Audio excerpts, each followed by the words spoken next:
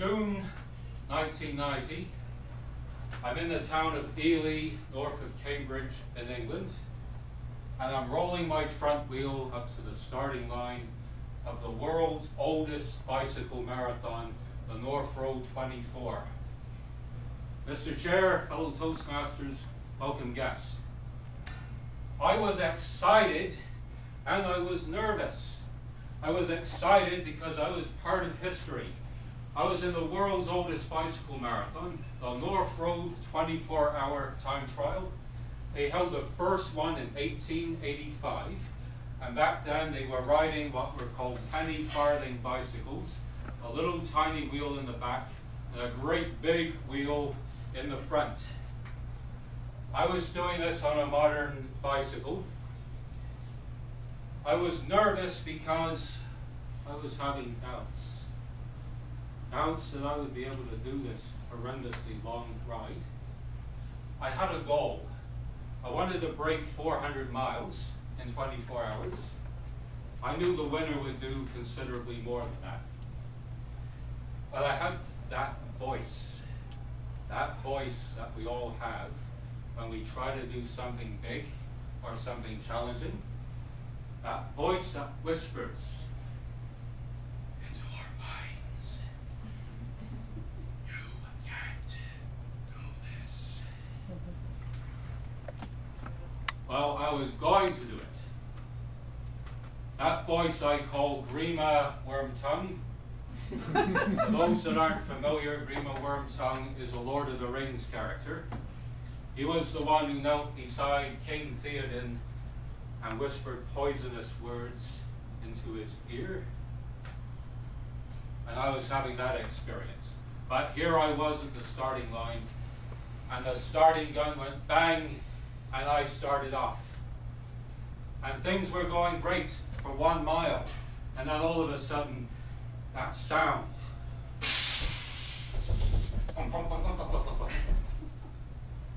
Flat tire. Fellow rides by me, rotten luck, mate. I was in England. And that voice said, maybe somebody's trying to tell you something. Why are you doing this? Why don't you go back to that nice warm bed? But I had Gandalf with me, who reassured me that I had the strength and the courage to finish this ride. I fixed the flat tire, I carried on, and everything continued to go well until the weather started to change. See, that part of England is close to the North Sea. In the North Sea, the weather can change on a dime, and that's what it did.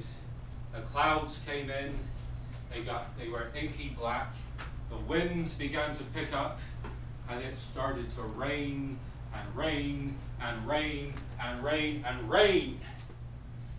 And the winds picked up, occasionally reaching gale force. And in the distance, I could see lightning flashes. This was getting to be a scary ride.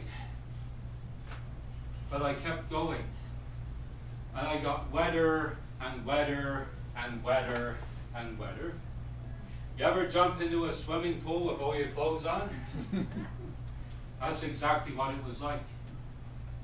And my friends who were supporting me, they drove by and he yelled out the window, you can't get wetter than wet. Don't worry about it. You can't get wetter than wet. Thank you very much, Don. See you later. I get cold and I get miserable, and that voice comes on again. Listen, I know a way you can get out of this. You see, you're cold, you're wet, you're sore, your body is hurting. You've got every excuse in the world to just bail out right now. But Gandalf came forth, and he said, silence your tongue! The ride continued, and things continued to get worse. 1 o'clock in the morning came, I got violently ill. All the stress on my body, all the pain I was going through. My teammates had pulled up by the side of my support crew had pulled up by the side of the road, and they brought out the food and the drinks and everything. I sat in the car for a while, and old Grima's talking away in my head, and Gandalf's arguing against him, and my stomach starts to turn and turn and turn and turn. I knew what was going to happen. I was about to be ill. 1 o'clock in the morning, flat out sick. And then something happened. It passed. It was like the clouds in the sky started to drift apart, and the stars began to appear. And I got back on the ride, got back on the bike before I changed my mind, and I continued riding through the night. It was June. It was a little further up north than we are here. Around 3:30 in the morning it started to daybreak. It's a wonderful thing. The wind died out in it, except for a light breeze which turned into a tailwind, and my spirits began to pick up. And Grima Wormtongue was starting to go, "No! No!" He was losing the battle. Gandalf was winning the day, and we continued to ride. Around 7 o'clock in the morning, my support crew was waiting for me for a nice big breakfast. And so I sit down, and I get comfortable. Oh, what a relief. I start eating this delicious food. And Grima comes back again. One last shot. He said, "You see, you're nice and comfortable now. You're enjoying this lovely breakfast.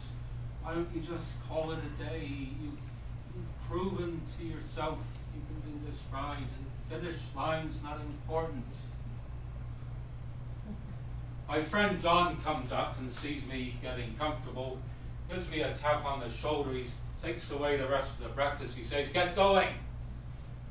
This fellow had been riding all his life, and he knew the signs. He knew the looks people have on their faces when they're getting too cozy and they just want to sit down.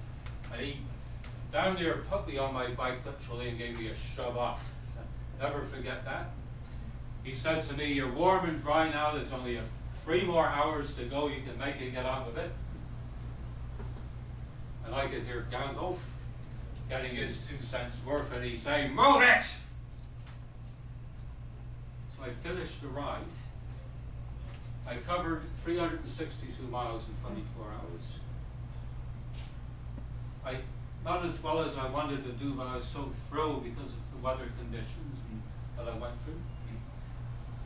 But the important thing is, what did I learn from all this? Apart from the fact maybe I was